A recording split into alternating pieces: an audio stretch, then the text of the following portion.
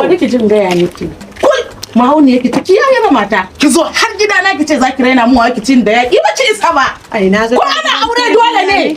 Ashe ba gidan tarbiyya muka shigo ba, ashe gidan jahilai muka shigo. Auda ba ku da labari gidan ba ni tarbiyya bane ku zo har ku kaddara ƴata da kaddararriyar ƴar ku. Tsautsayi da kaddara.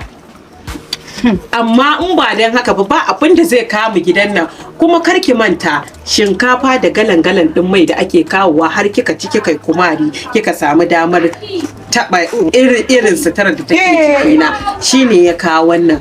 Ban san haka gidan yake ba. Ki ce Allah to ko in ba ku kawo shinkafa mun ci ba to uban ma za ku kawo shinkafa ya ci saboda ni na ba ku yata dole ne ina da wani bari a gidanku na gado. Ya Allah. Ko bata haihu ba ban ta haihu. To bari ki ji abin da zan gaya miki. Naga dukiyar ta danki ce. To dukiyar ta wace tunda har da jika Allah a albarkacin da ita. To bari gaya miki. Allah ka kaigayye tsi. Aure dai yana nan daram tunda shi bai saki ba, amma a naku jahilcin kun ce ta fara idda, to na ga yanda za a yi aure akan aure, kuma tana nan wai idda take yi, wai idda akan aure. Buta inda kika. To bari gaya miki. Ki buta inda kika biyo ki koma na ce miki. Saurara min. Za mu gani.